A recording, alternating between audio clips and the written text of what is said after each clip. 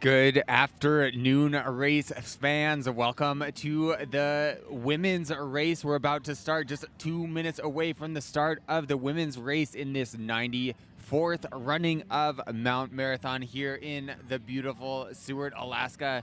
As you see the top ladies there at the start line, the race will begin in 3 waves. This is wave number 1 set to begin at 2 o'clock. And what a race we have today. If you joined us for the men, you saw how exciting that was. Different positions at the top, switching around at the bottom.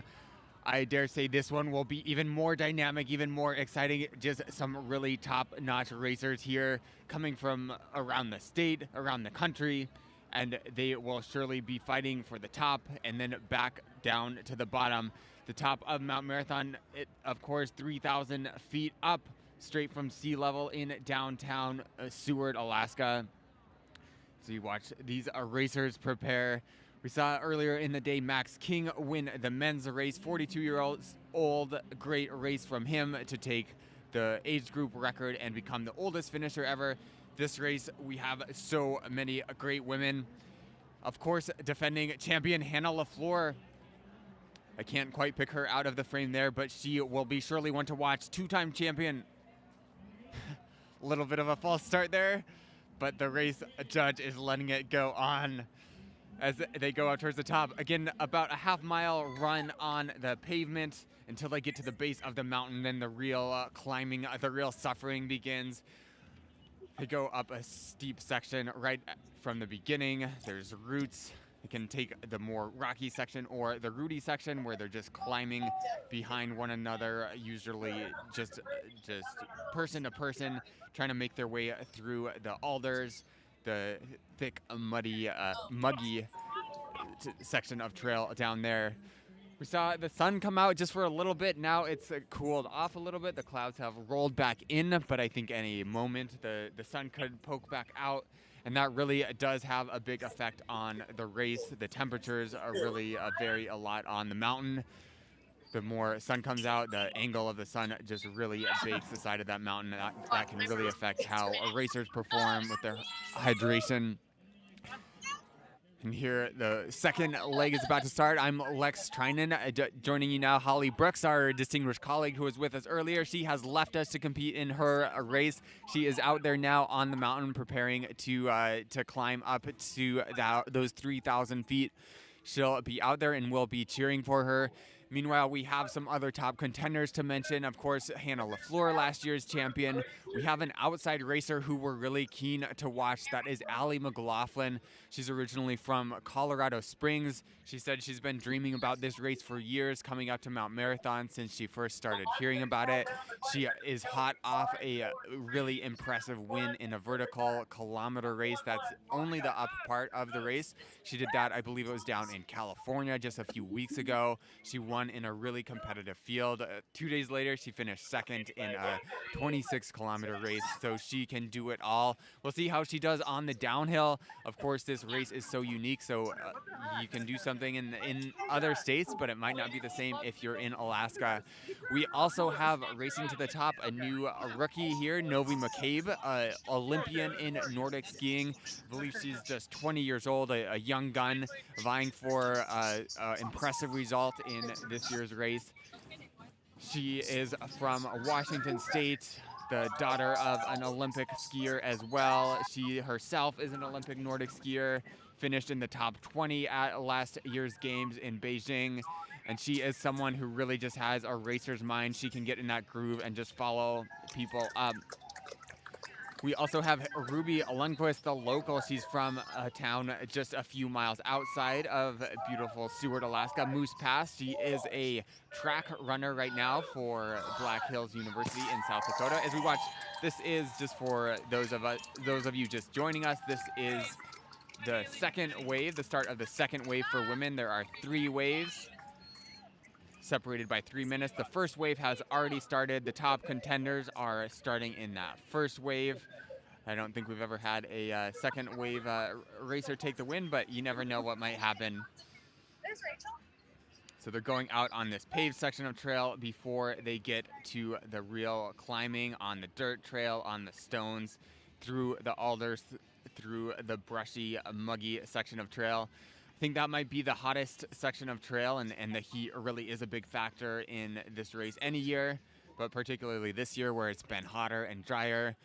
If you were joining us for the men's race, Holly Brooks, who's competing in this year's race, a two-time champion, she said that she was out there yesterday previewing the course. She said she doesn't remember ever seeing it this dusty. It just kicks up the dust. It also keeps the heat down low where it really can dehydrate you. So you'll see a lot of racers. Once we see those mid-trail cameras, you'll start to see racers taking sips of water, maybe pouring water over their heads. But luckily for the racers, it hasn't got too hot right now. Still, I think hanging around somewhere in the mid-60s. A little bit humid, more humid than you might find in other mountain races around the Mountain West. But I think overall ideal conditions for today's race. So you'll watch them go up. What you're looking at now, I don't believe these are any of the racers. These are fans, maybe people coming up to hand out water. We'll let you know once we see those top racers out there. And here now is the third wave of the women's race. Getting ready to start at 2:06, the final race start of today. We'll see them go all the way up those 3,000 feet and descend, and that will conclude the race. Again, if you're just joining us, welcome to the live broadcast of the 94th running of Mount Marathon here in Seward, Alaska for the women's race. Going down the top women's contenders just a little bit more. We mentioned defending champion Hannah LaFleur, hometown favorite out of Seward. Allie McLaughlin from Colorado Springs, Colorado, also here. She's looking to surprise in her rookie run. We have Ruby Lundquist here from Moose Pass, just outside of Seward. And Novi McCabe, she is living in Anchorage, Alaska, the young 20-year-old running originally from Washington State. In this first part, we should see a super tight race. I think there's a lot of potential favorites, but one name we haven't mentioned, Rosie Frankowski. She has won the uphill race the last 2 years she's done it, commanded a sizable lead to the top. One of the best uphill runners in the race's history. I believe she holds the second or third fastest time behind only Emily Forsberg, who won the race a few years back. Rosie Frankowski, we could see pushing the pace early, but I think she's going to have a hot string of runners on her heels. I think we should see the likes of Allie McLaughlin and Novi McCabe are going to be strong contenders, so they will keep Frankowski on her toes. Frankowski as well, a Nordic skier from the ever-strong Nordic skiing contingent that likes to feed their racers into the Mount Marathon. They tend to do quite well on the uphill. Sometimes they take it a little bit easier on the downhill. We saw that in the men's race earlier today as Thomas O'Hara, another Nordic skier, he was just 20 seconds behind the eventual race winner, Max King, at the top. Max King was able to put some more time on him going to the downhill, but Thomas O'Hara holding off the third place finisher. So right now you're looking at sort of the top half of the mountain. You can see the race trail. It's all optional what racers want to do. They could go up any of those zigzagging paths. There tends to be sort of a trail that forms throughout the summer, gets stepped on, sort of stomped on. It breaks down the rocks, so it gets a little bit dustier, but it is a little bit more efficient to be on that established trail rather than just running over the rocks, which I haven't really seen anyone do that, but I suppose you could. A lot of the racers have been here for multiple weekends, preparing, sort of learning the trails, learning all those different routes, deciding which one they want to take. Sometimes it's an obvious choice. Sometimes there's one that sort of takes you off the trail, and sometimes it's just a personal preference. Some people prefer the straight, more direct route. Some might prefer a more winding route if they're more of the runner type. They can sort of pick up the speed there. Right now, they are again winding up through the alders, through the lower trees. There's spruce trees. For part of the trail, they are winding up through the race trail there. Not quite sure. I don't believe you're looking at the racers yet. I think we'll be able to tell once the racers really show up. You'll really see their speed, but they will be going up that same trail. You see those people in your view. We believe those are the just some forerunners and race fans going up there to cheer on, to perhaps bring water, and just give the racers out there any support they can. Looks like we are starting to see, no, I suppose not yet. It usually takes them about 20 minutes or so to get to the midway point. The fastest women's time on record, somewhere in the 47-minute range, set by Emily Forsberg. She is an internationally renowned mountain runner. She was here a few years ago with her partner, Kilian Jornet, who won that year's race for the men. Forsberg's record, 47:48. So that's about 36 minutes going up, about 11 minutes going down. So we should see them reach halfway, about the 18-minute mark. Right now you're looking a little bit below the halfway mark in those trees as we wait for our first racers to approach. I think there's a good chance of the first three. It will be between Rosie Frankowski, the 30-year-old from Minneapolis, Minnesota, who has won the uphill on the last 2 years, but has faded on the downhill. Or the last 2 years she has competed, I should say. We have the rookie Novi McCabe, hot off a top 20 Olympic season in Nordic skiing back in Beijing. It's her first year doing this race, but she is certainly one to watch. And then we have the outsider from Colorado Springs, Allie McLaughlin. Got to chat with McLaughlin yesterday. She was kind enough to give me a few minutes of her time over the phone. She is originally from Colorado Springs, lives there now. Here you're looking at the midway point, and we should see those women getting up there in a few short minutes. Back to Allie McLaughlin, the 31-year-old. She said she got into trail running shortly after college. She ran cross-country running, had some limited success in that, but struggled with some injuries. Started to hear about trail running and the great trail running scene in the Western states, and before she knew it, she had qualified for World Championships and got to compete that first year. That was in 2014. She has already qualified for that competition this year. This year, the World Championships will be held in Thailand. I believe it's in September later this year. So Allie McLaughlin headed over to represent Team USA in that race. But let me tell you, she won't have an easy time fending off the women in this year's race. It's one thing to make it to the top in first, and I think McLaughlin has a good shot at that, but we'll see how her downhill running is. McLaughlin said she spent a couple of years in Tennessee, in Nashville, where she was involved in the country music video scene. She was producing music videos for the likes of Old Dominion, the country act there. She said she had some fun doing that, but realized that it wasn't for her. The future wasn't there for her, and she moved back to Colorado, where she is now, and where she has been tearing up the mountain running scene.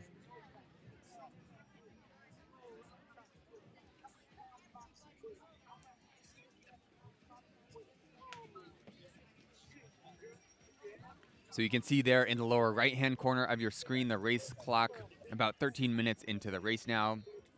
That is for the first wave.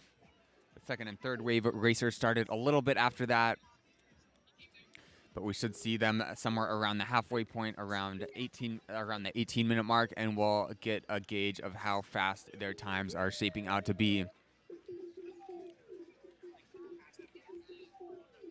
We haven't mentioned Christy Marvin yet, two-time race winner from Palmer, Alaska. 41 years old. She is looking to improve on her finish last year. believe she was at least in the top 5. She may have been 3rd. I'll have to verify that. But she's looking to have a fast run today. She has won the another mountain race that has a similar course profile to this one, a little bit longer, in Marvin's backyard in Palmer. That is the Government Peak Trail Run. Frankowski had her handily beat to the top by several minutes, but Marvin used her downhill chops to pick up that time and more. I believe she had more than a minute lead by the finish over Frankowski. You will see, no matter what happens, I do believe you'll see Frankowski sort of at least give up time, perhaps give up places as she starts to descend. She's someone that doesn't particularly like the downhills, the descents. It's quite a steep one. She's also one that is trying to save her body for the ski season, the Nordic ski season. Frankowski, a 2018 Olympian. She was an alternate at this year's 2022 Olympics in Nordic skiing. So still a top-level Nordic racer, and of course a top-level mountain racer as well. We'll see how her shape is this year and see how she stacks up to this incredibly deep women's field this year. With the men, we saw Max King sort of run away with it by halfway point. He had 30 seconds or so. I would be surprised if we saw that in the women's race. Just such a deep field this year. Really great to see the women coming in to do this race. There were even a couple dropouts of some of the top names as well. We were expecting to see Sophia Lockley, a top racer in the Mountain West over the last few years, another young Nordic skier who's making her name in mountain running. She was expected to start but had to withdraw. And Bailey Kowalczyk as well. There you see the racers. I can't quite tell who that is. I believe that is Frankowski. But it is hard to tell from this angle. I don't want to make any bets on that. Just judging off of the tempo of her running. Frankowski, someone who really likes to jog as much as he can. I know she was in pink shorts. That looks like her. She already has a sizable advantage, so that is very impressive. I think you're going to see a hot time from Frankowski this year. And we'll see just how close the next racers are. This is one of the really steep and muggy sections of the trail. She's going to be sweating, breathing hard, going through this. The brush traps in the moisture, just turns it into a sauna in there. We had the sun poke out just for a few minutes there. And there she is again. Walking up through this is when the trees start to clear a little bit. The brush starts to clear, so she will be able to start to feel that breeze. She's going to be looking forward to the treeless section towards the top. It sort of transitions from the brushy tree section to what you can see there on your screen, the shale, as we call it, these finely ground rocks, sort of loose rocks that do tend to degrade throughout the day and throughout the year. Pretty confident now that that is Frankowski. And she is really turning up the heat on these other women. I was just predicting just a few moments ago that there would be women hot on her heels. So far, that doesn't look like it is the case. We haven't seen our next women, so I think they're a good 20 seconds back. There you start to see a train of 3 women. But Frankowski, again, she has to get any sort of advantage she can at the top and try to hold that on the bottom. But she's someone, by her own admission, she'll say that she is not someone that is looking for the win. She's looking to set a good time on the uphill portion of the race. She'll take it easy on the downhill. Maybe try to improve on her previous record on her downhill time. Can't quite tell who those next racers are. Forgive me for that, but we will have a split coming up shortly when they pass the midway point. There you can see Frankowski at the top right of your screen. Some other racers there. A string of racers. 3 or 4 racers there. So a really tight race for the top 5. I'm not sure who that is going to be, but boy, this will be exciting. So the midway point is just above your screen. We should see Frankowski pop up on that screen in just a few minutes. Again, we're estimating some time around between 18 and 20 minutes. I'm not exactly sure if the midway point falls exactly time-wise in midway. A lot of times the racers have a little bit faster time on the downhill or on the first section of trail because they get to run that flat. But we will see before too long. Still don't see Frankowski in this shot. There you can see where that big crowd of people are. There's a white sign that you see sort of on the bottom third of your screen. There, I think you see Frankowski sort of start to pop out of the trees down on the lower part of your screen. Halfway point, and we'll get a split for you there. We'll see how much of an advantage Frankowski has gained already. She's going to need quite a bit. She's led by a minute or so last year over Ruby Lindquist of Moose Pass. We'll see if Lindquist, excuse me, has held on to that group of 4 or 5 chasers behind Frankowski.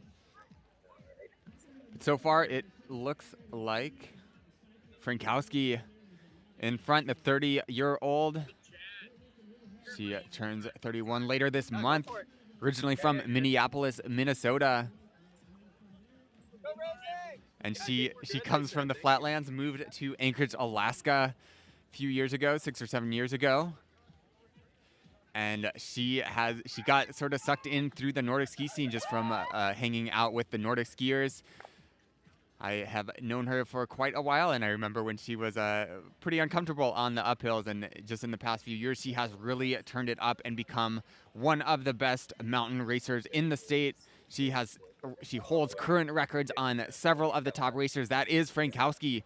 So we'll jot down her time, 2022, and we'll see how much she has.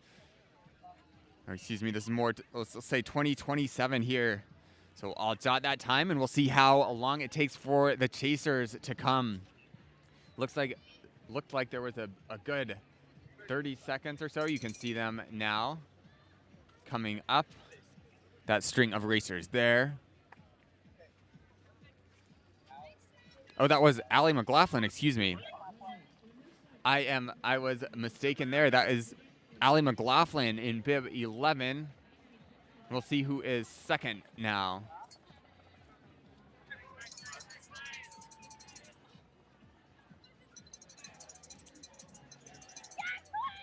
So 1842. So I don't know what is. Sorry, we have to figure out some split issues. Oh, here we go. We will get that mid-mountain camera for you shortly and see who we have next. There's nearly a minute back to these women. I believe this is... Oh, I can't quite tell, but we will refresh the results for you. If you're looking at the race results, I don't know if perhaps we missed Allie McLaughlin coming through there, but we have her showing up as over a minute ahead of the next racers. But here we're watching Christy Marvin. It was indeed, and Meg Inokuma, excuse me. She is hot off a fast race in Bird Ridge. She was second. Claire Rhodes, who won Bird Ridge, that was a similar race profile just south of Anchorage. She was there as well. We will try to get you some clarification on that first racer through there, but I haven't seen, haven't heard from our race timers anything.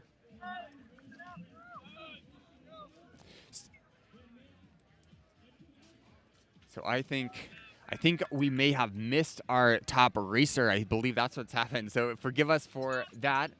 But we have, if these race results are correct, Allie McLaughlin is really turning up the heat. It wasn't Frankowski after all. We think it was, in fact, Allie McLaughlin of Colorado Springs. She was over a minute ahead of Frankowski, who was over a minute in front of Christy Marvin at the midway point. So really, really incredible racing from Allie McLaughlin. We could see the race record fall today. We'll see what she's looking like, what her time is looking like at the top. Again, the race record set a few years back by Emily Forsberg, around 47, 48, excuse me. And with approximately an 11 to 12 minute downhill time, we can do the math. So they will be at the top if McLaughlin is indeed challenging that Emily Forsberg course record from 2015. We should see her at the top around the 36 minute mark. And then we'll see how she can do on the downhill. Emily Forsberg, though, or excuse me, Allie McLaughlin, coming off a win in the vertical K down in California. She is really a racer that can do both flats and uphills. She was just a few weekends ago. She competed in a Broken Arrow vertical kilometer, so that's 1,000 meters up, just about the same distance of elevation gain as we have today at Mount Marathon. Followed, or in her case, for the Broken Arrow, it was just up. This time she'll have to go back down as well. 2 days later, she was second in a 26-kilometer trail race. So really putting the stress on her body. But she said she could run the next day, and that's what she told the race preview, that she was hoping to finish and be able to run the next day. So it's quite a goal if you've ever been on this mountain. Can really do some damage to your body, particularly the downhill. Think we saw there in the shot, that was Allie McLaughlin way up at the top of your screen, followed by Frankowski.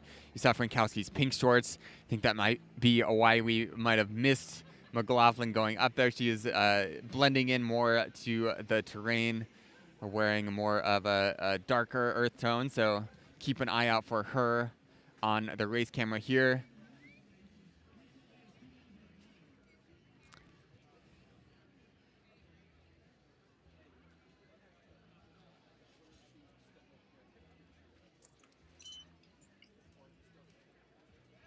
So again, I expect about 10 minutes the top racers will have till the top of this trail. And it looks like the race is in Allie McLaughlin's hands right now. Thinks Frankowski would have to do something spectacular, and those other racers would really have to do something spectacular to catch up. 8 minutes before they're up here. There you see the main pack of the racers. It is just person to person coming up this hill. They're kicking up dust.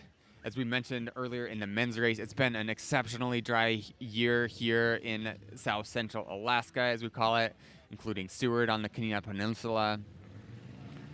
So it really makes the trail up Mount Marathon a little bit firmer. Our colleague Holly Brooks was telling us earlier she's out here racing it today. The trail, we heard, is quite a bit firmer, and that is a good thing on the uphill. There's not as much moisture to sort of turn those rocks into, give it more of a absorbent feel. So it helps on the uphill. On the downhill, it will be a little bit harder, less forgiving for the racers. As you start to see them come downhill, you'll see them just start to bound and take giant steps as they descend down the mountain. And you might see a little bit less of that than usual in this year's race.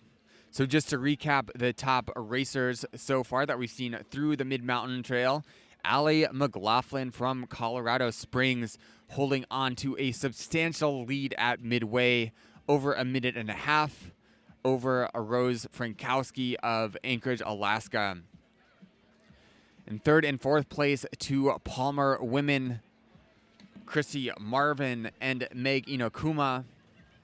Great to see Inokuma here. She has really broken out on the trail running scene in the past few years.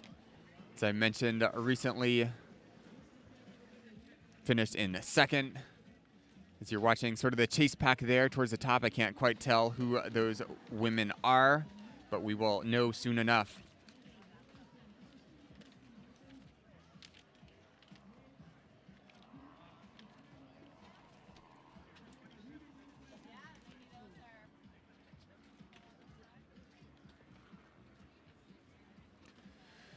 So Christy Marvin and Meg Inokuma. Marvin, a two-time champion. She is certainly one that could move into second. She's going to have her work cut out to her to catch Allie McLaughlin about 3 minutes back at midway point.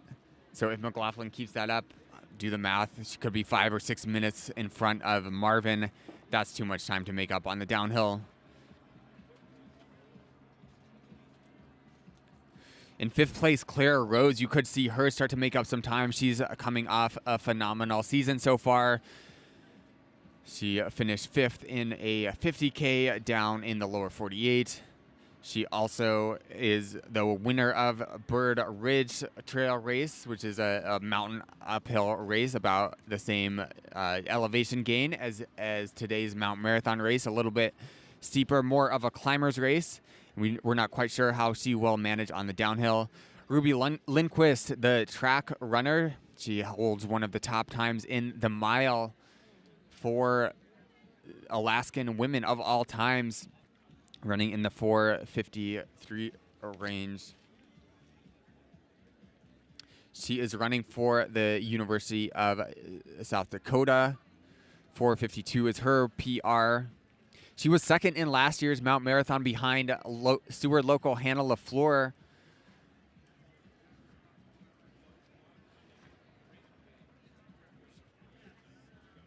LaFleur is back in 7th right now. She's almost 4 minutes behind, 3.5 minutes behind the current race leader, Allie McLaughlin. So you're watching the racers, some of the top racers there on your screen. And in a few minutes, we'll be able to bring you the top of the mountain camera. We, again, expect them somewhere in the 35, 36-minute range. We'll see exactly how fast Allie McLaughlin is running. She's coming from the high altitude area of Colorado Springs. Not sure if that is giving her an advantage. I think you can pick out there if you're looking closely. I believe there is the pink shorts. That could be Rosie Frankowski. And so far, Allie McLaughlin has been hard to pick out on the race camera. But thanks for bearing with us.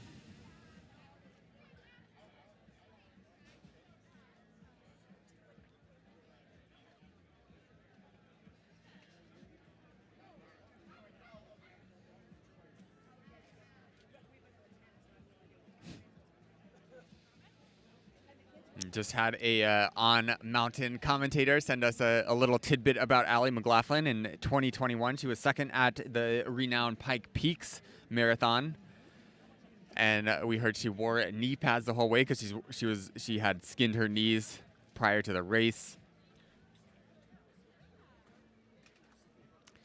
As we mentioned before, she is 2 weekends off of winning the Broken Arrow vertical kilometer race. So she really has some top-notch distance chops today and really turning on the heat for the local Alaskans. So Colorado Springs racer followed by a slew of Alaskans, 2nd through 7th, all from Alaska. Frankowski out of Anchorage now. Christy Marvin and Meg Inokuma running neck and neck at last check, both from Palmer. Claire Rose of Anchorage, Ruby Lindquist in 6th, Hannah LaFleur in 7th, and Novi McCabe in 8th.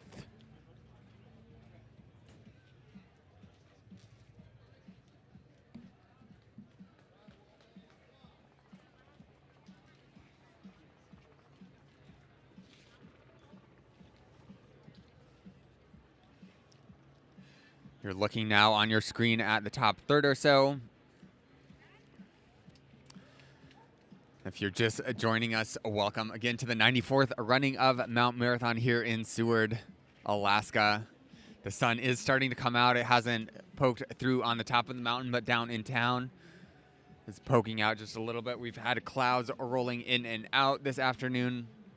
This morning was a little bit more overcast, kept the temperatures cool, ideal for racers.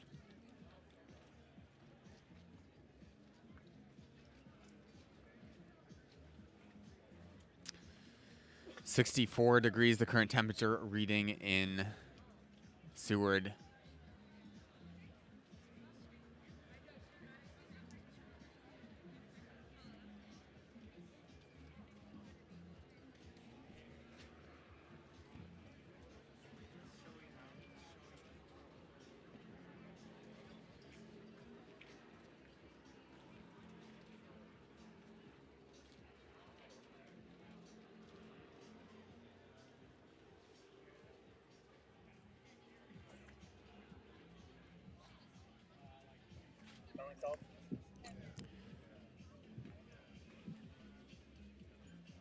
So in just a couple minutes, around the 35, 36-minute mark, we should start to see Allie McLaughlin on your screen from the Summit camera. We'll bring you that shot as soon as we can. Right now, you're looking at some of the chasers.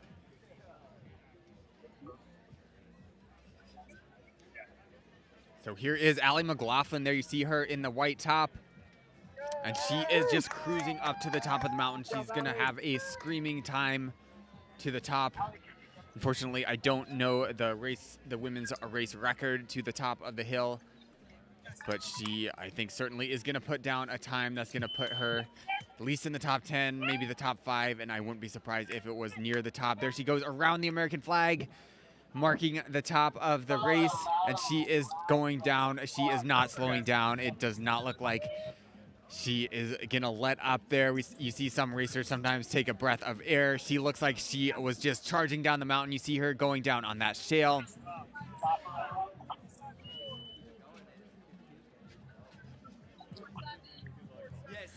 We heard from the stadium announcer, unconfirmed, but that this is 2 minutes faster than Emily Forsberg's time to the top of the mountain. Not sure if we can confirm that yet, but in any case, a stellar time to the top of the mountain. Allie McLaughlin, 31 years old from Colorado Springs. She has the race in her hands right now. It's hers to lose. She does not look like she's letting up. She is not easing up. Does not look like she is tepid at all on that downhill. She clearly has been here. She told me she has been here since Friday, I believe it was, practicing the race, so she's had several days. Barring any injury, I think this race is hers to lose. She was about 1 minute and 40 seconds in front of Frankowski at the midway point. If she keeps up that time, we might see Frankowski in a couple minutes here now. But that is an astonishing time. There you see her charging down the mountain on that shale section. You can really sort of let loose on this part. It gets a little bit more technical farther down. But this part, the gravel is loose. It lets you sort of let go. Even if you do a tumble, you can pop back right on your feet and continue down the mountain. We do not expect Frankowski to make any serious charge from the top. She's someone that likes to focus on the first half of the race. There on your screen, you can see that dust trail of Allie McLaughlin just speeding down that mountain. This is going to be an amazing race. And we just saw her take a little bit of a tumble, but didn't look like anything serious. Again, the top time for this race, 47:48. Back in 2015, set by Emily Forsberg. And that time is in jeopardy today.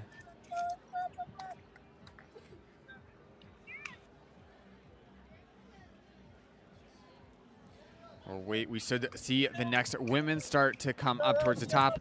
So 34:17, here is Frankowski now coming up towards the top. Allie McLaughlin's time, 34:17. We're at 36, 37. So McLaughlin has not let up in the second half of the race. Frankowski holding on tight. That's an exceptional time from her at 37. 37:13 or so. Amazing race from her, and she did what she had to do. Great racing from her to reach the top in second place. Out of Anchorage, Alaska, Olympian in 2018. She's going to take her time. You can see her using her hands. She doesn't want to get hurt for her the rest of her race season and her ski season. And we're looking anxiously to see how those next finishers are behind her. We saw it was over a minute at the midway point. And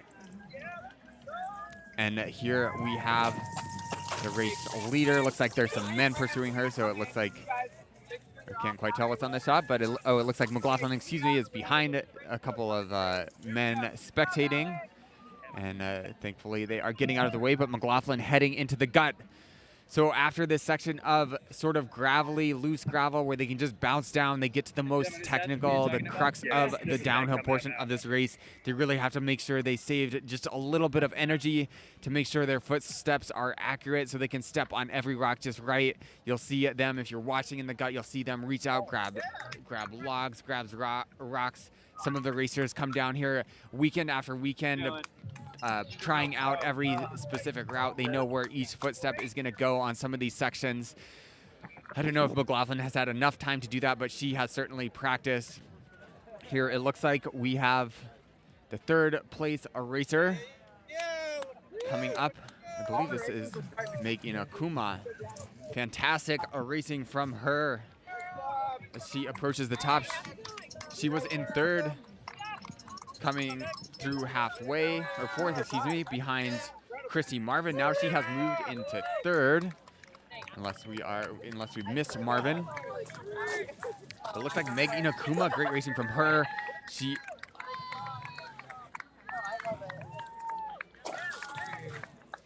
And we did get confirmation on that statistic we brought you earlier that Allie McLaughlin is 2 minutes faster than Emily Forsberg's time. Emily Forsberg, the record holder from 2015. Incredible racing right now from Allie McLaughlin. We are looking at history right now in this race. Forsberg's previous record, 47-48. So we'll see Allie McLaughlin just shortly. McLaughlin now in the ride in the most technical section of the race, so barring any catastrophe, McLaughlin is the one to beat. There you see Christy Marvin, two-time champion. She'll be gunning for Meg Inakuma, and I believe that is Claire Rhodes chasing her. Claire Rhodes, the young 23-year-old from Anchorage, really just picking up her performances in mountain running and really in all running. She's been running trails, she's been running long distance, she's been running uphills, and she is one to watch out for in the downhill. Not sure if she can contend, or I'm fairly positive she will not be contending for the win with this performance from Allie McLaughlin, but she could, if she's lucky, squeeze into a second place position. There we have more racers entering your screen, coming up towards the top. So McLaughlin nearly 3 minutes ahead of Frankowski at the top of the hill. Frankowski setting a stellar time, but nowhere in sight of McLaughlin. Meg Inakuma, Claire Rhodes, Christy Marvin. And we're getting our next racers here. I believe we missed one, but we will bring you that result shortly.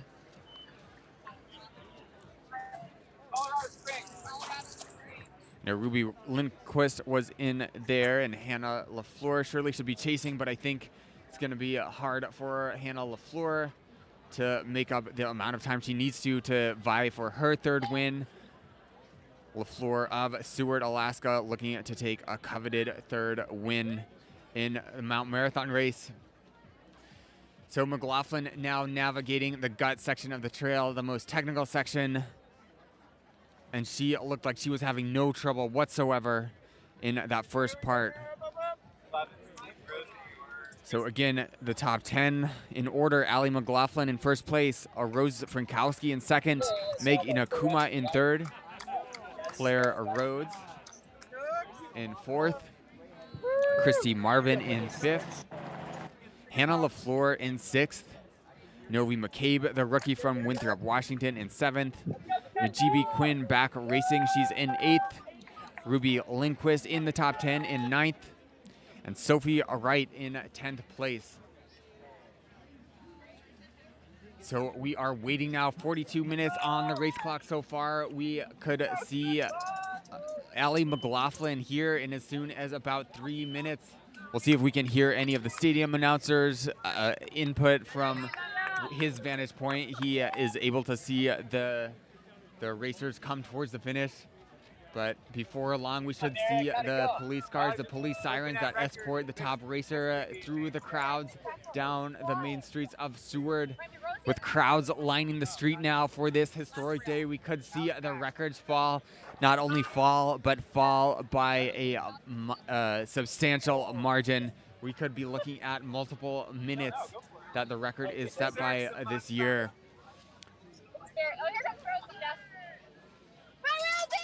Just checking in on our friend in the announcer's booth, Holly Brooks, two-time champion who joined us here to commentate the men's race. She was sitting in 18th place at the midway point. She should be approaching the halfway point anytime now. That's good. Grab Abby. The excitement is starting to build here in downtown. See crowds starting to gather here. 2 people thick in 2 to 3, 4 people thick most of the way through here. We haven't seen, we'll see flashing sirens at the top of your screen, the top right of your screen when the first racer is coming through. But it could be just a few minutes now. And we expect it to be Allie McLaughlin, barring any sort of calamity in the lower section of the downhill trail. We have had it happen, don't want to write it off. But McLaughlin looked so smooth, so in control there. This looks like Danelli Strable, the local Seward racer. I believe she still owns the fastest downhill time on this course. Not sure if that's in jeopardy this year, but we will see before long when we bring you the stats.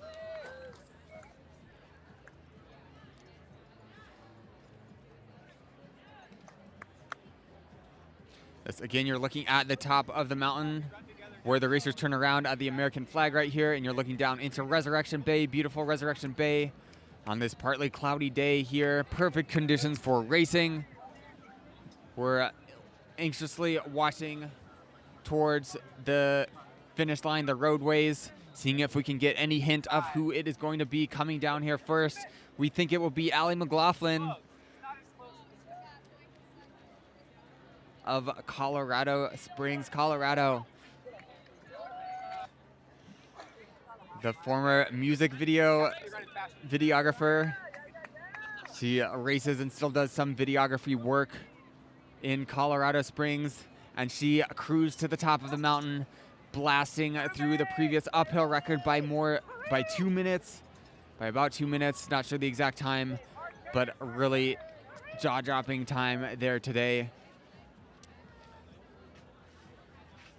In one of the most competitive women's fields that we've seen in this race. There you see the flashing lights, the police lights of the top racer. I believe you can see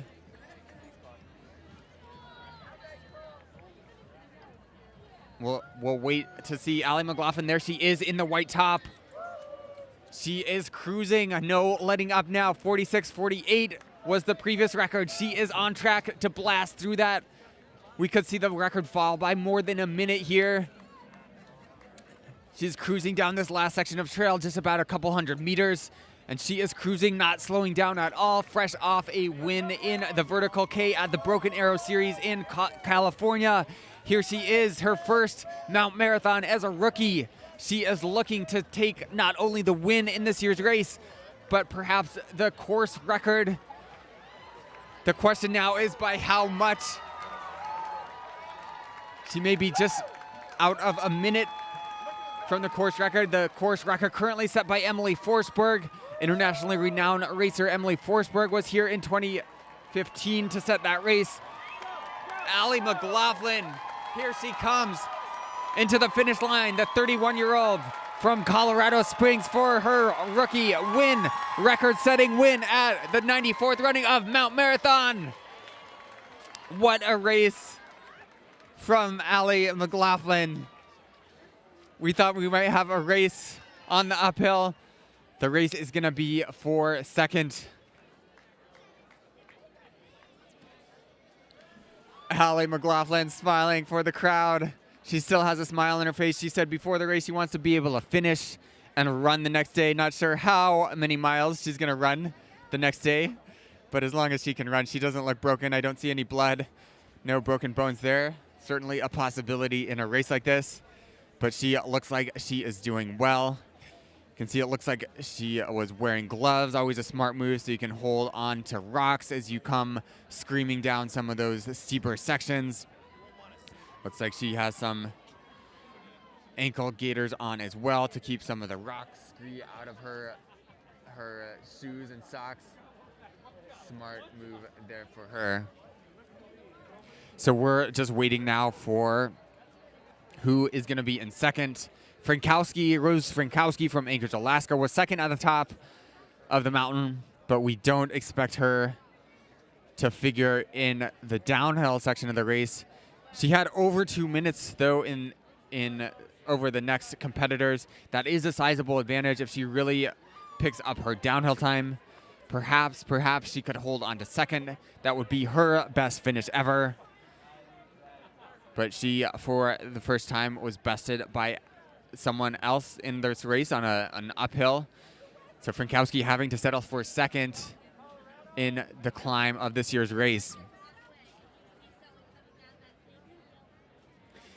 And we should be able to bring you an interview with Allie McLaughlin in just a few minutes. So stay tuned. If you're just joining us, you are watching the finish line camera of the 94th running of Mount Marathon here in Seward, Alaska. We're waiting for our second place finisher. First place is decided. The race has been decided for Allie McLaughlin of Colorado Springs, Colorado.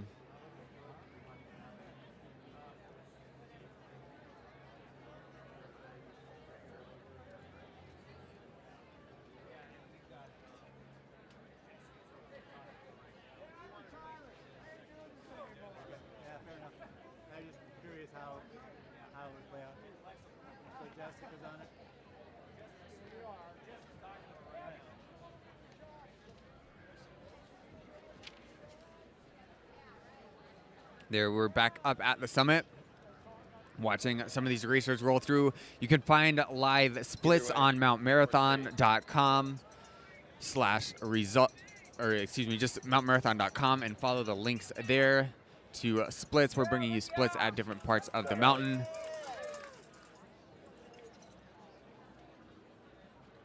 As we wait for our second place finisher, I think it's going to be a tight race for second through fifth at least.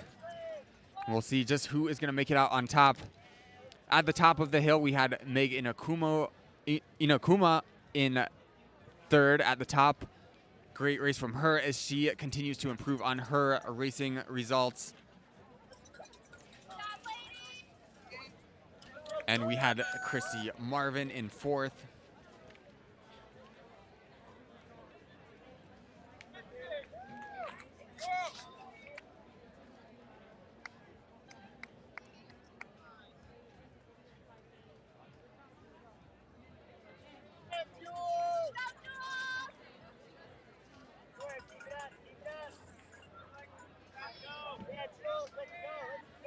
There you're watching the beginning of the descent on the mountain. You can see those trails of dust that each racer leaves.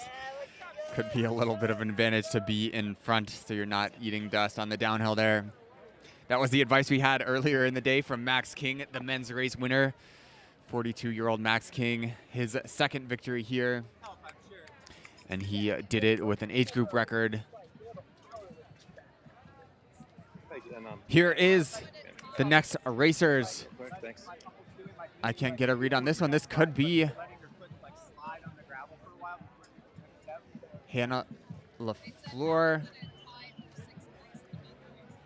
Forgive me, I can't. As she gets closer, I should be able to recognize that. Meg Inokuma there in third. I will try to bring you who this racer is.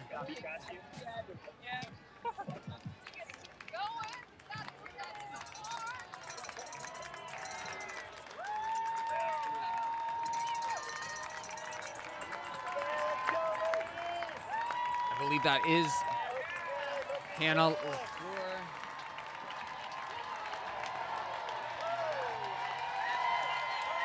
And it is Hannah LaFleur getting into second. Amazing comeback from her on the downhill as we watch the sprint for third and fourth. There is Christy Marvin, 41 years old, two-time champion.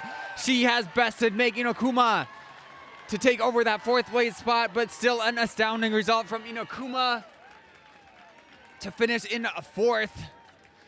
The third and fourth place racers representing the 40 through 49 age group.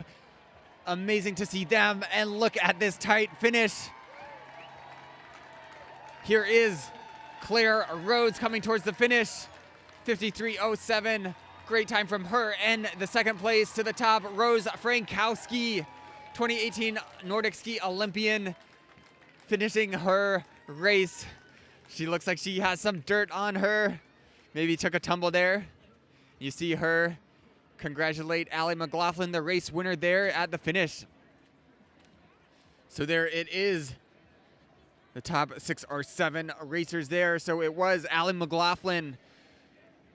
Hannah LaFleur in second, amazing comeback. She was 6th to the top, really turned up the heat. We've seen her do that before. I think we'll see her do it again. If it weren't for Allie McLaughlin, Hannah LaFleur would be at the top. But Allie McLaughlin just too fast on the up and the down. Chrissy Marvin, 41-year-old, finishing in 3rd. Great to see her on the podium. A distance trail running legend here in Alaska. She has done just about every race and been at the top of just about every race in the mountain running scene in the state. Meg Inakuma, great to see her. Not sure how many times she's done this race, but I wouldn't be surprised if this were her rookie run, and great to see her. She was 3rd at the top, 4th at the finish. Claire Rose, the young 23-year-old. Rose Frankowski, the Olympian. Here is Ruby Lindquist coming towards the finish. And she is smiling, the Moose Pass native from just outside the track star. We'll bring you shortly an interview with a race winner, Allie McLaughlin.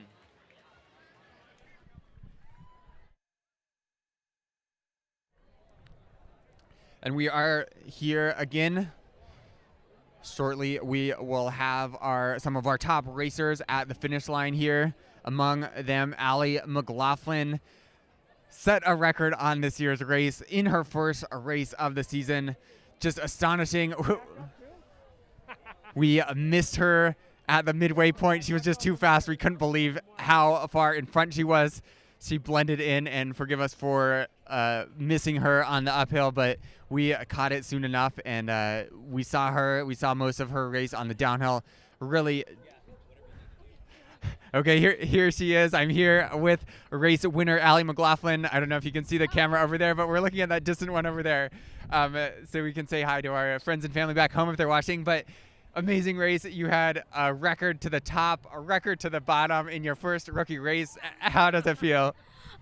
Super good. I have a lot of energy still. Usually, I thought running the road would wear me out. It's really hard. But yeah, I think just knowing I got the record and stuff, I'm super hyper and thankful for everyone here hosting it. And yeah, I had a really big support system coming here. Sean Ertinger from Colorado Springs, a native here, really coached me up on the trail. And on my running sponsor and then the Solomon team actually let me stay with them, and it was super fun to hang out all week and have teammates.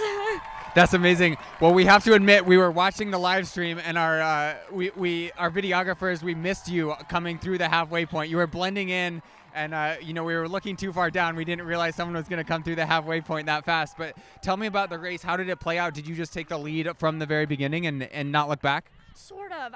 Ruby was with me. We went out on the road together, and I felt great, but I got a little, sometimes I just get nervous when people run. And then I had decided I was going to take the route, and so I split off and no one went with me, and they all went the other way. And so I kind of had this in my head, if I went fast enough on the route and scooted by where they come up, they wouldn't know where I was. And so that's what I did. I didn't wear myself out too much, but I tried to get by, and I don't think they saw me, and I just kept going, and I would listen for cheers to know how far back they were. And eventually it just kind of faded, and I felt good. Right, and then we saw you coming up over the downhill. It looked like you didn't even stop to take a breath. What were you thinking when you were going into that downhill section? I was nervous, excited for the downhill, because I'm notably not as good, but I've gotten better, and I knew I wanted to have fun, but I kind of slowed down just a little on the curve. But yeah, as soon as I started going down, I was like, oh, this isn't good. My legs aren't moving. But I just kept going, and I actually made it all the way down. There was one part when you go in the waterfall area, someone said, let up, and I think he meant I had room, so slow down so you don't fall, and that was super helpful. And then the Pride Rock area, I actually fell right after that in front of everyone, but it wasn't bad, so it was kind of fun. It gave me a little adrenaline. So it was just a slip, not a tumble, really. I fell forward, so I got a little scrape, but no, it was my only like real fall. And then can you talk about coming in here? How cool was it to be here with this crowd? So much fun. I kind of wish I like smiled it more, but I was like, it's gonna hurt as soon as I smile, so I just gotta stay focused.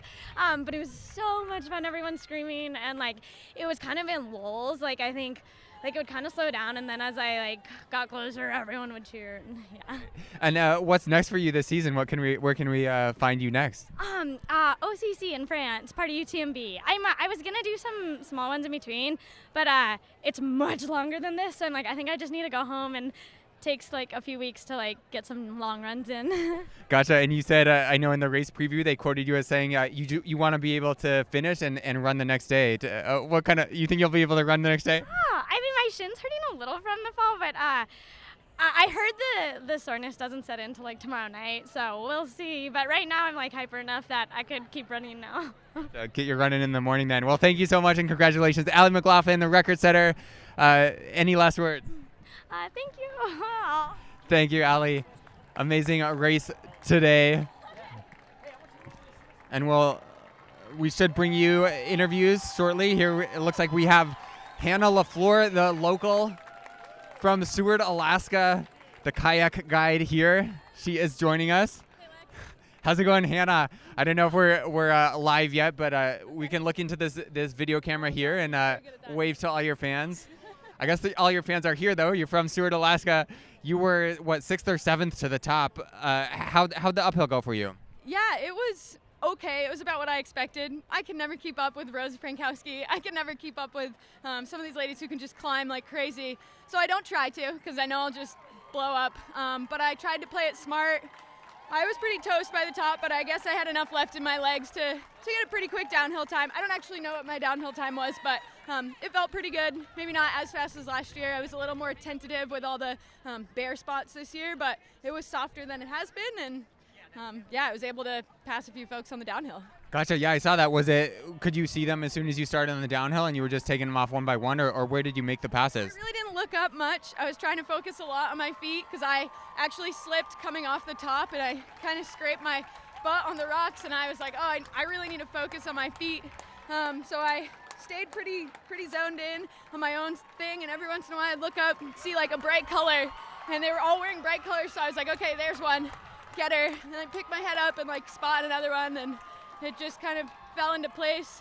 The downhill just is like naturally my strong suit, so yeah. And then coming in on this last section of the road, it looks like there were so many people so close.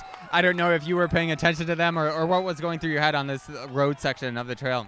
I was thinking about last year when I knew I had Ruby Lindquist on my heels and what an incredible like road and track runner she is. And so this year I was like, Hannah, it does not end until you get to the Yukon Bar. So don't let these ladies catch back up to you. And road running's not my strong suit, but I've been trying to like channel that a little more. So I just held on tight and never once looked over my shoulder.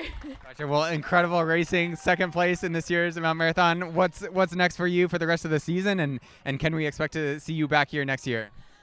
Yeah, next for me, I'm doing a big adventure run over on the Tutka Backdoor in late July, and then I'm doing a race up in Palmer in August, the Veins of Gold, and then maybe some other Alaskan races, I don't really know, but still putting it together. Summer's our busy time here in Seward. I have a sea kayak guiding company, so I don't have a lot of adventure plans until the fall, but it's good to be back at Mount Marathon, good to have the crowds back, and I hope to be back every year in the future.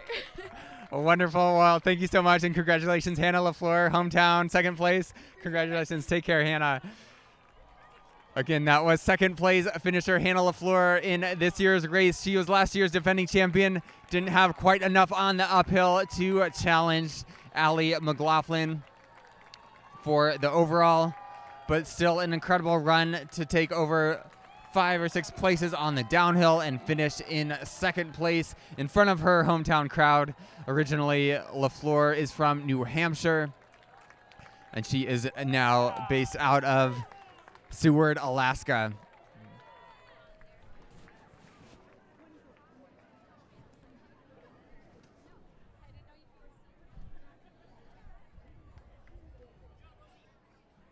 So we'll watch the later racers finish here. Again, the 94th running of Mount Marathon here. What a race we had already. And we will bring you a few more interviews as we go. Meanwhile, we'll bring you this race finish coverage. Leah Besh just finishing. Pretty ideal day for racing today. Mid-60s temperatures. A little bit of sun poking through here and there, but mostly stayed relatively cool. If it is sunny and if it is cloudless, it can be really unbearably hot. As we watch the finish and prepare for an interview with the one and only Christy Marvin. Christy, we're looking into this gray camera way down there at the end. But Christy, amazing race. What a tight race, both to the top and then coming down the top. Talk about how it played out. So it went out really fast, obviously with Allie breaking the record. I thought my watch was kind of screwed up at the start, and so I wasn't sure if it was accurate, but I thought, gosh, I feel like we're running a good pace, and I am way back there, and normally I'm one of the leaders to the gate. And so I was like, this could be a really tough day. And then I looked at my watch at the gate, and I was like, oh, we're not doing bad at all. We're running a good time. So then I just kind of settled into the place where I was at and kind of just kept trying to pick girls off up to the junior point as I went. And then we had a pretty decent time going to the junior, and then I felt like the upper half was maybe a little slower this year just due to the softer conditions. But I had some great people to climb with. You know, I could see Rosie kind of off in the distance up there, and I knew Clara was right behind me, and so and then Meg just in front of me. And so we kind of climbed up, and then the descent down was not quite as soft as we all hoped, wasn't quite as fast as we liked, but it worked out. And I knew I was in like 4th or 5th place and was hoping to hang on to a 3rd place finish because that's what I've been top 3 for the last 8 years, so now I had a 9th year. So yeah, super stoked to pull that off. What a record, and you're doing that with a couple kids in the race here, right? It was a tough day for me too, just because a lot of emotional highs and lows. Just super stoked for my son Kobe to pull off the win, and then my husband to still be top 10, and my other 2 boys had great races, and just a fun team and family atmosphere. And yeah, it's a strong thing for our family that we do together. You know, faith and family brings us all together, keeps us all together. So. Right, what a day. And also I should mention too, Megan Akuma, also Palmer, finishing in 4th. That was great to see her. Sorry. What's next for you? What races do you have planned?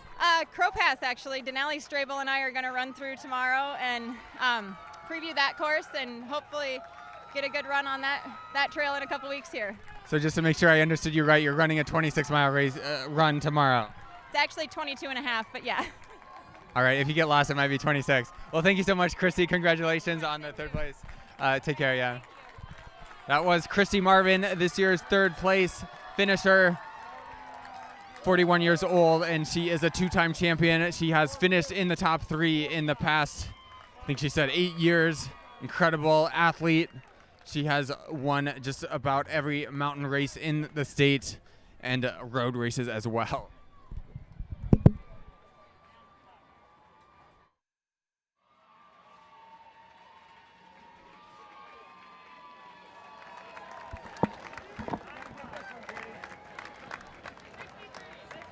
So I will sign off the commentator booth in just a few minutes here, but we'll keep the camera rolling for a few more as the racers come through.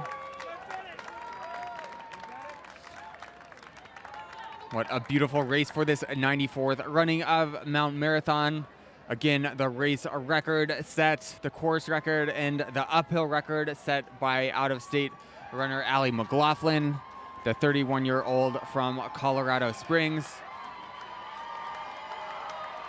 And there is Holly Brooks, our friend from the commentator booth in the butterfly wings. She is getting a big cheer there. As she finishes, there you have Holly in the turquoise shirt. Former champion, wonderful athlete, wonderful person who was here with us in the commentator booth earlier. What a day.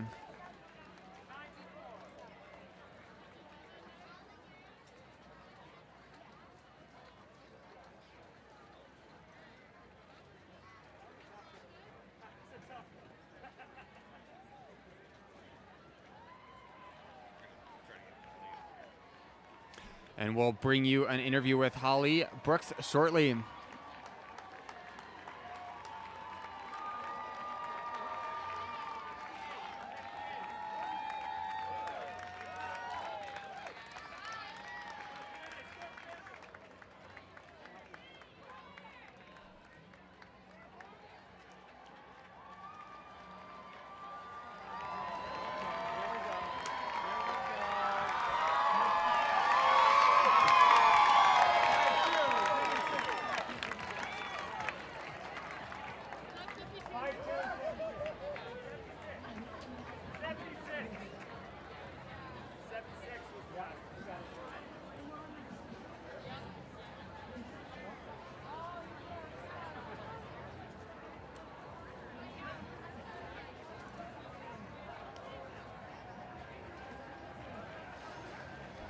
Again, if you are looking for race results, go to mountmarathon.com.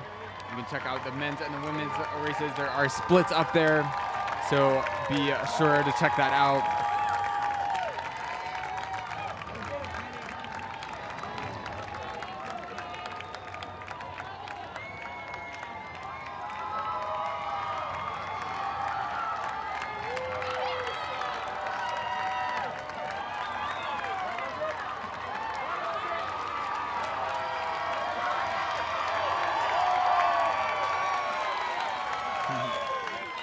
We got the costume racers coming through now.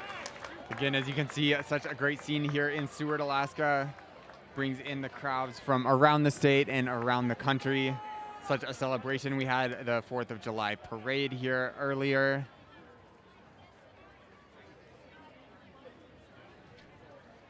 And now we have Mount Marathon and such an incredible race today for the women's field. I think this one will go down in history.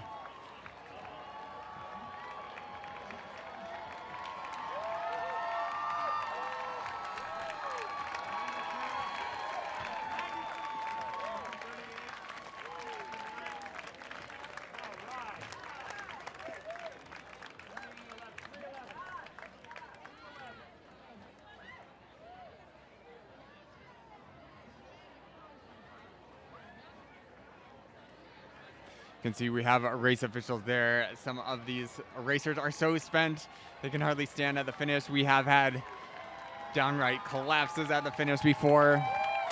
Thankfully, it's not too hot today, so it's a little bit easier on these athletes. There's a little bit of a sea breeze coming in, keeping things cool.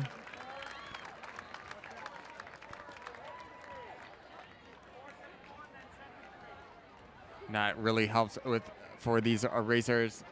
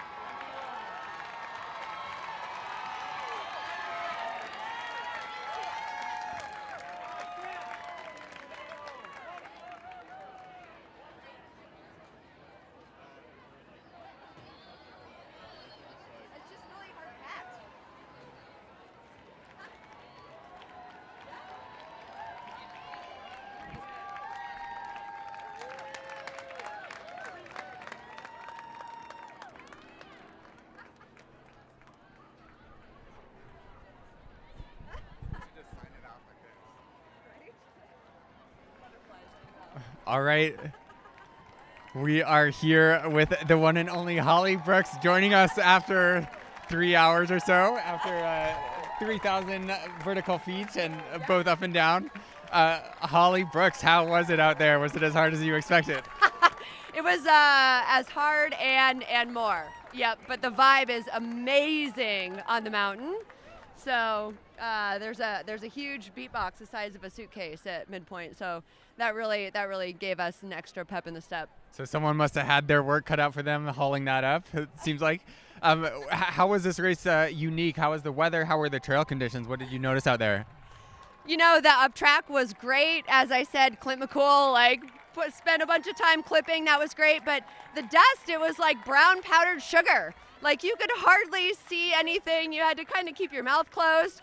And the downhill was super hard packed. People were saying it's never been like that. So it was shin busting, that's for sure. All right, you stayed on your feet though. Flew down, so. Oh, that makes it easier. Looks like you have some mud on your feet, but nothing. I don't see any blood. Yeah, tell me about your butterfly wings.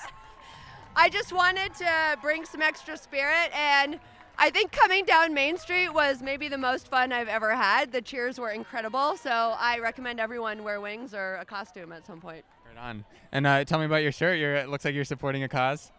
Yeah, this is Moms Matter Now, and it's just a shout out to all the parents, especially all the moms out there. I was talking to Denali Strable, and she's like, this is hard, like post kids, and I'm like, yeah. So, you know, we have a couple of extra hurdles, but it's really important for me personally to model to my kids that I can still race, and I want to be a model, not a martyr. So extra power to all the mom athletes out there, and dads too. So. That's amazing. Congratulations, Holly. Congratulations on everything. Thank you for everything. It was such a great day, such a great race, and you finished it. And you're inspiring the world. So that's everything you can do. And we'll be back here next year. Inspire everyone for next year. Yeah, thanks to all the race organizers, all the volunteers. This is a huge effort, obviously, and everyone who came down here and competed and cheered and everything. So happy 4th of July. Happy 4th of July.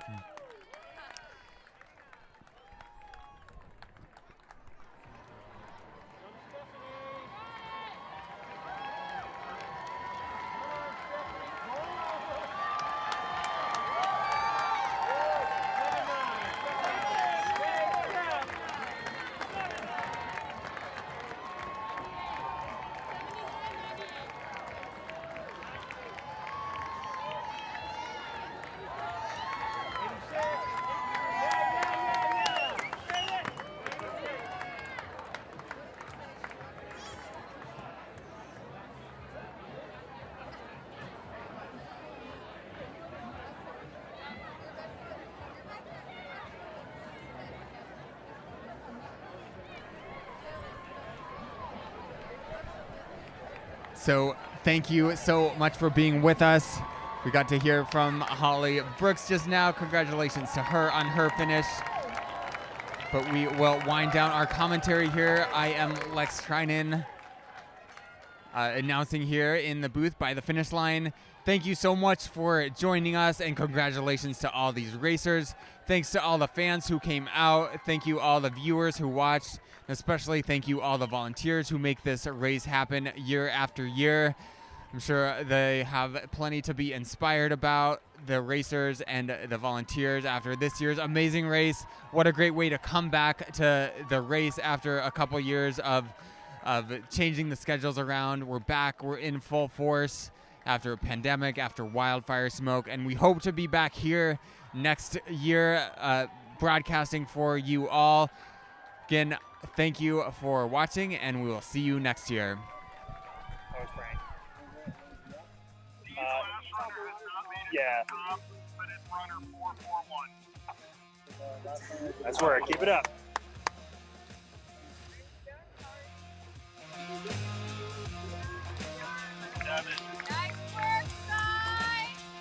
Go ahead.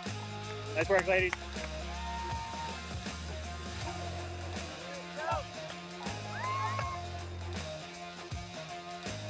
Okay, can I get a description of her and I'll keep an eye out for her? Thanks, ladies.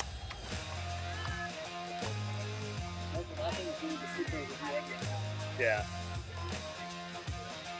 We might want to double check permission to get up here though.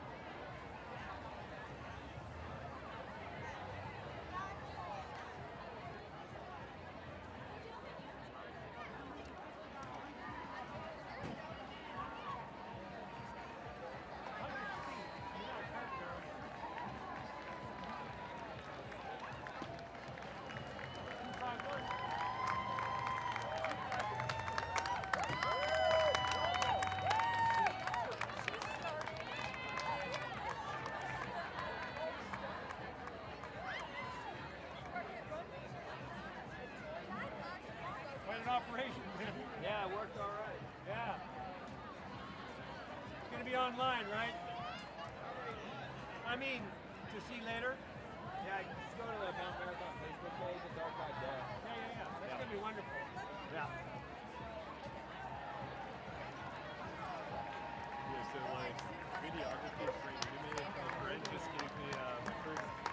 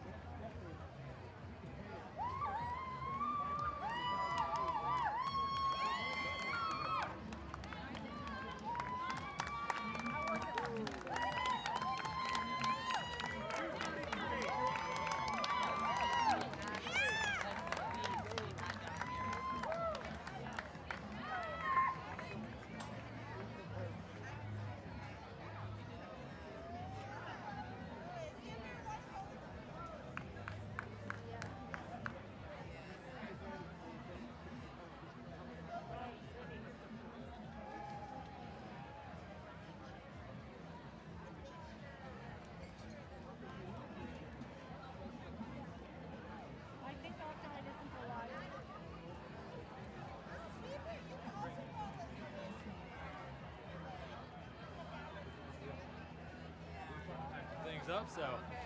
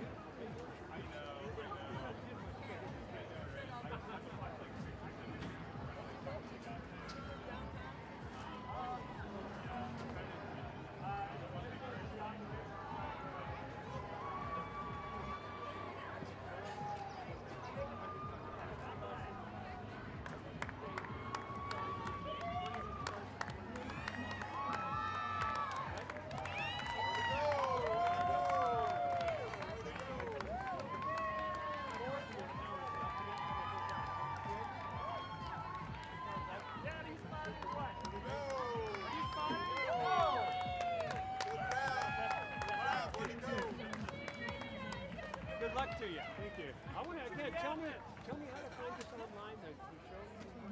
Oh, I honestly don't know. Okay, but there's a way. You should just be able to. I think the Chamber of Commerce probably. We'll have a way. You betcha. Yeah. That's gonna be fun. I'll watch it for hours. I know, right? Me too. Well, thank you. Thank you.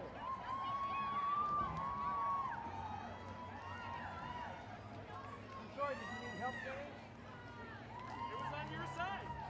What am I supposed to do? Run around.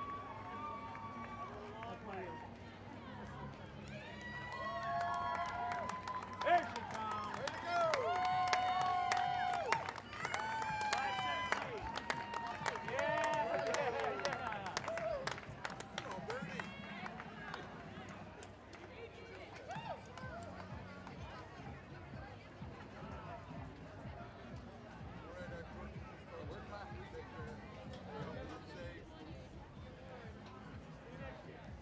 Same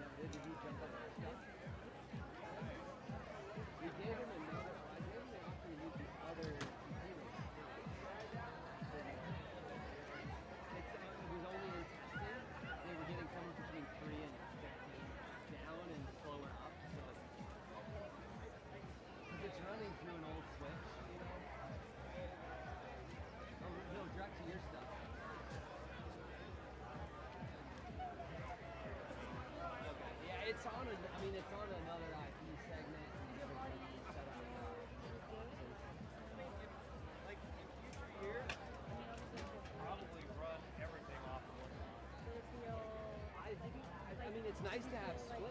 Then we have a balance, I guess.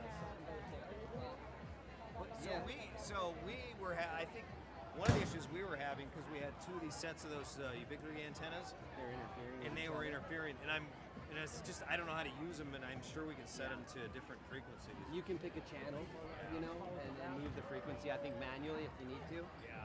So.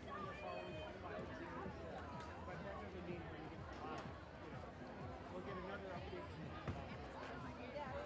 Mark, if I get started on art.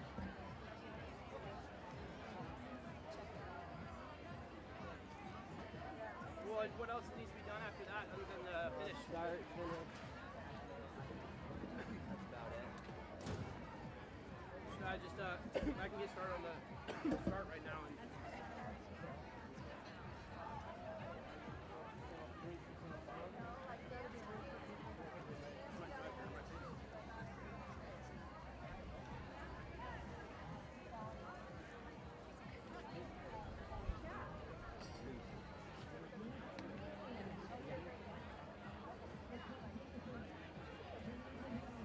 We don't want to kick him out. Like, still want to maybe don't do it.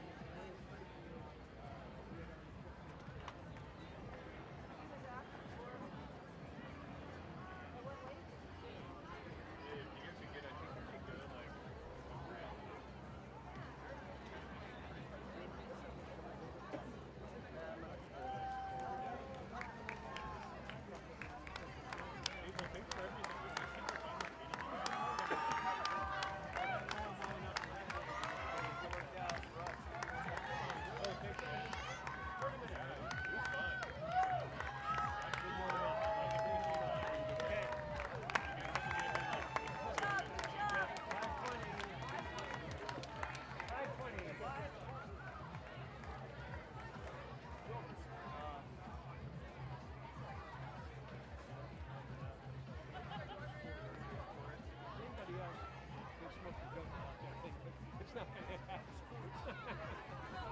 Gotcha. Matthias did that one on purpose. Nah, I don't.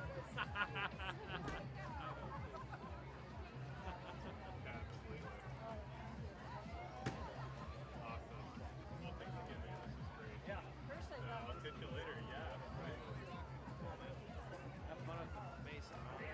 Yeah, we'll see. We'll see. I'll just go poke around. I'm gonna meet some friends at the work for minute. That's at 6.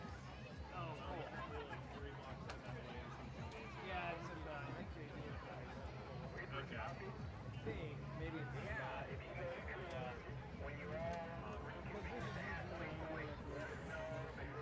I've never been either.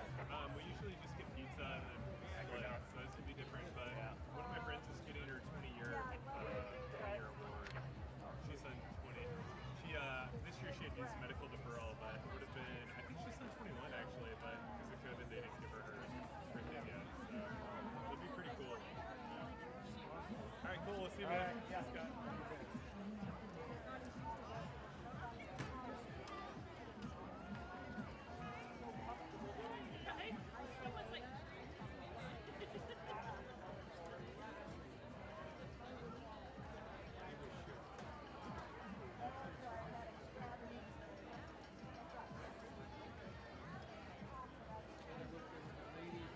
I'm gonna look around real quick.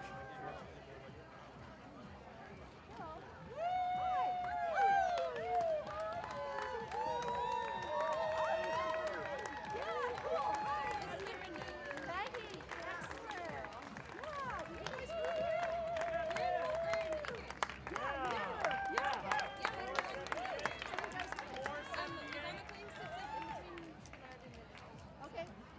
Awesome. And doing what? Will's fine. Close for privilege. All right. What do they do? They do seaplanes, so they do like touring. So is he out of Lake Hood? Yeah. Just seaplanes out of Lake Hood. Yep. Over and over. Oh, cool. Awesome. No, I think we're still straight. Congratulations.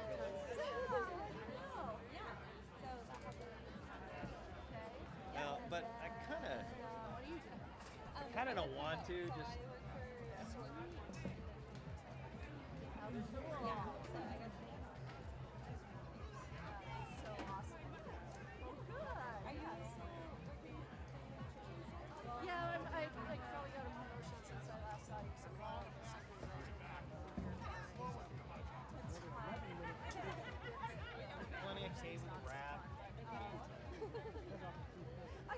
try it. Now I know, and I like being more of a program person. Supervisor person. But now I'm kind of stuck, so I'm going to work it out. I'm going to end on that supervisory note. I'm going to end with a fun job that I enjoy.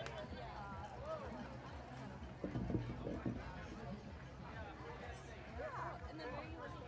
I moved down by Westchester to get. Okay. So, yeah. So Brian's.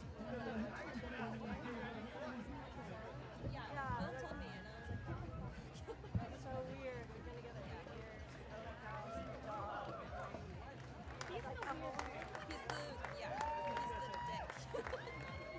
he's the weird. He's the dick. I love my niece. You're my favorite niece. Yeah, he is a dick. And he's so totally approved it. But yeah. I don't know. And it was really bizarre. Like we did every weekend. We skied together every weekend. We had dinner together every Saturday night.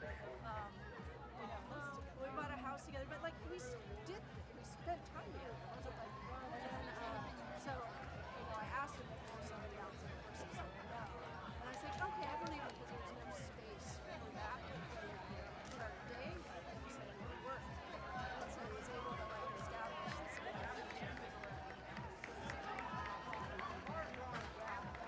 It's so weird. Yeah, I did. We don't have a house.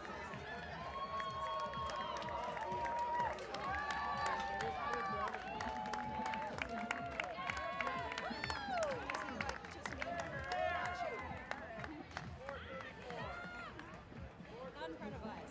Okay. Yeah. But she doesn't like it. Yeah, that's what I heard.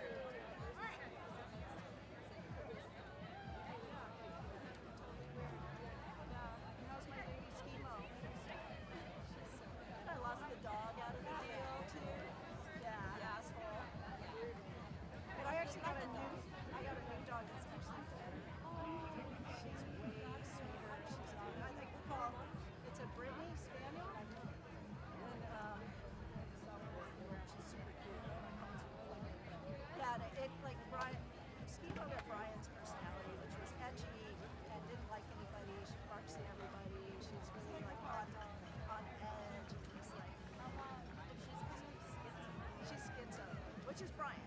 So she got Brian's personality, and I got this big dog. And this dog is just loves everybody and plays with kids. Like she sees kids and she plays with her, and she fetches, and she's like so attentive and has these beautiful eyes. Actually, yeah, but yeah, you just like he said he was done one conversation. He wouldn't get past it with me. He wouldn't talk to me. Yeah, that's really, really bizarre. But, well, I know Bill wants to see it. Yeah. Okay. Yeah, I would totally love that. So he just works day kind of stuff? Yeah, they're on. No, I don't think so. I'm just up with every day. No, I'm not. Weather this year has been awesome. Yeah, So. it has. They've had a little bit of issues. It's really smooth. Yeah. Oh, so yeah. And it's a little bit of smoke and acreage for off and on. Do you still have your place out? Yeah. Okay. Yeah, I drove by it yesterday. Oh, okay. So, Okay, see ya. so who are you staying with here? My sister's boyfriend. Yeah. Okay.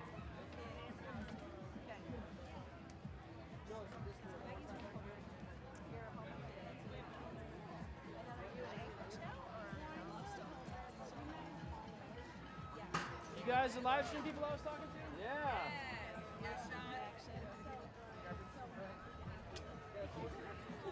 And then what do you do at Homer? Oh, okay. She made this.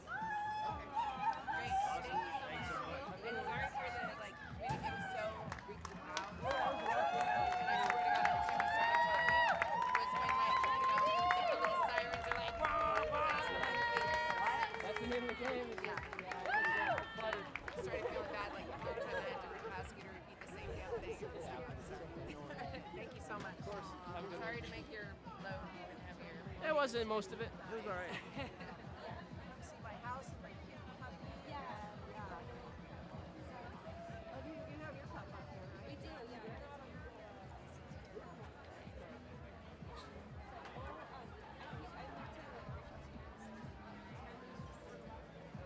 busy. I thought I saw something on Facebook, but no, summer is just like, But yeah, exactly. That sounds great.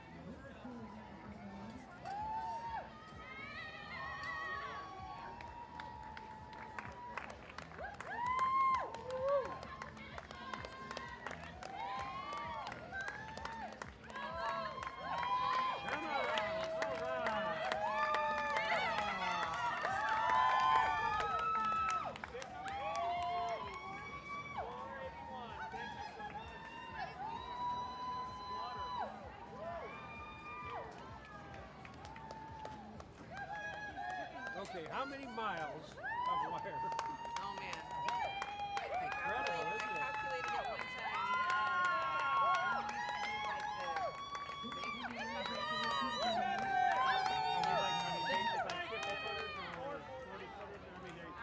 So much standard. It's a mix. No, there's like it used to be a lot more. A lot. Do you run off of 110 power or is it all batteries? Yeah, no. You try to get 110. Yeah.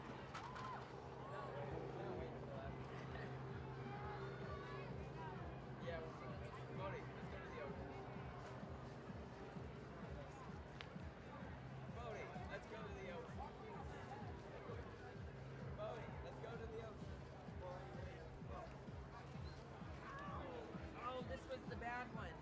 That's why I didn't be on it. Throw it away or?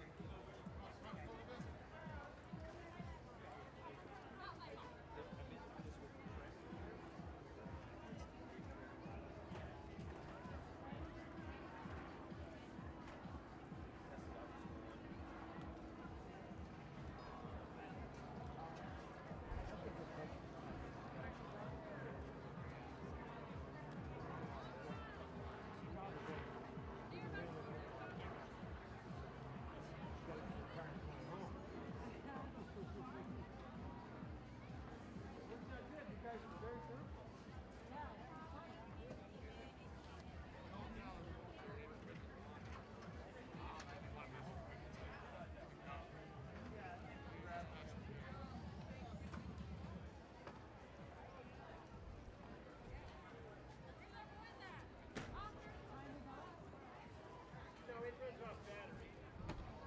We just plug it in to keep the battery charged. But basically, they say it would run all day on the battery. So I trust that about as far as I can throw it. Trust. I don't want to trust that. We've had some issues with it.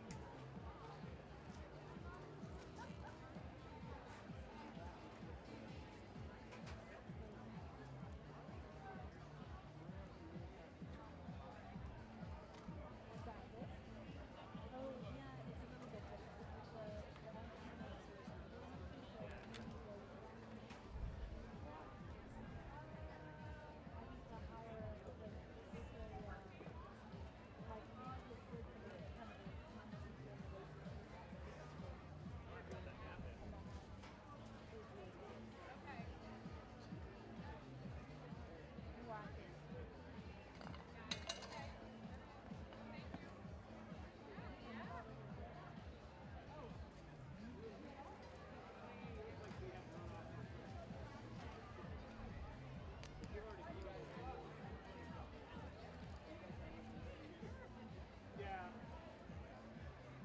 We want to start taking stuff apart. I don't know. It's kind of a bummer. Hasn't been somebody who's crossing the finish line while they're taking down the fencing. It sucks. That feeling sucks. It's like, oh, you're still going. No.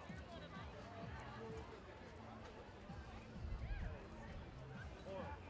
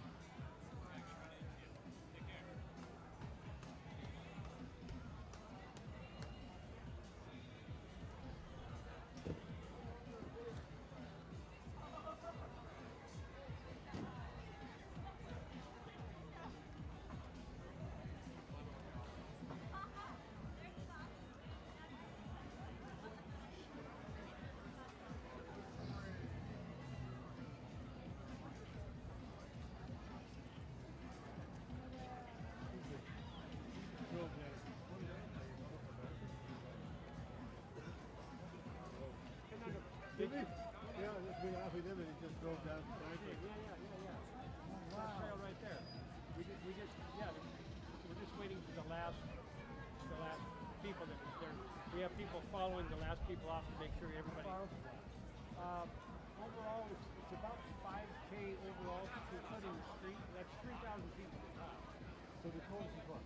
Run around the side? Start up here by that white banner, run up the street, up to Jefferson, go all the way up to the side, the left trail on the left, come all the way down this way. And the winner does it in like under 45 minutes. You can't believe it takes it's amazing. Will you do it every July 4th? Yeah. If possible. There's no COVID. So here's two. Oh, wow. That looks like two gals, 20 feet. So they've been on the mountain for almost 3 hours. Almost 3 hours. But in order to get the official finish time, you have to do it in 2.5 hours. Okay. So they're actually disqualified. They will not get an official finish time. But they still get a T-shirt. They get to brag and say they did it. Now, from down here, it looks so steep. It's about 40 degrees. Right. Yeah. What makes you say that? What makes you so cool is that new sand, right? Yeah. This loose sand, loose gravel that you can run in, and those guys can make right here in 10 minutes flat. No way. 10 minutes flat.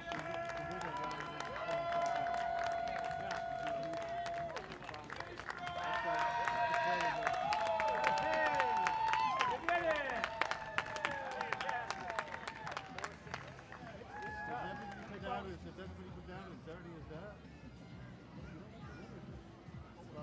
It's fucking amazing. It's amazing. The women's race, gal just set a brand new record that stood for about 10 years or so. She just set a new record today. A little gal from Colorado that was champ down in the Rocky Mountains. She lives at altitude. She did it in 4408. The whole thing is 4408. What's the distance? It's about 5K. We call it the toughest 5K on the planet. It's also, listen to this. This will blow your mind. In this little town in Alaska, this is the third oldest foot race in the United States. So they've done it since, well, officially since 1915, but there was a couple races before that. It started off with a bar bet. Yeah? Yeah. The bartender bet these guys that they couldn't go up and back in an hour. And the first race took an hour and 2 minutes. But there really wasn't even a trail. It was rough. Oh, yeah, God. And they were wearing long pants and everything. And so after that, it just got better and better. It's amazing. And how many people roughly do you have here today? It's about, we allow 350 people in the men's race and 350 in the women's race, but 30 to 40 don't show up for one reason or the other. So it's just over 300 in each race. And it started off in 3 waves, 3 minutes apart. Oh, yeah, to keep some of the They go up and down on different. Yeah. It's more like a staircase. That they move to the top? Yeah. And then they cross over where the brown is.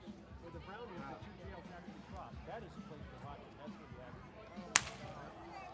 And I did it 20 times. You did it? Last year was my last one. I said I retired. Yeah, I didn't start doing it until I passed 40. Which you were more good last time? I'm not very fast. I think an hour and 17 minutes. That's what I did. But give it a shot. He said on the right hand side, so you can run. I mean, you should see when the men's finishers were coming. The men's race was at 11 o'clock in the morning. When they came down there wasn't any wind, and you could see poof. You could see dust every time your feet landed on that upper trail. It was freaking amazing. I didn't even have binoculars. You can go online. These guys just did a real-time online deal, and you can actually search for it and watch the whole thing. They had a hell of a show. I'm going to watch it myself. But, from here, we can see what. Yeah. Oh, it's going to be wonderful. It was cool and it was nice. Yeah. So where will you be next 4th of July? Who knows, huh?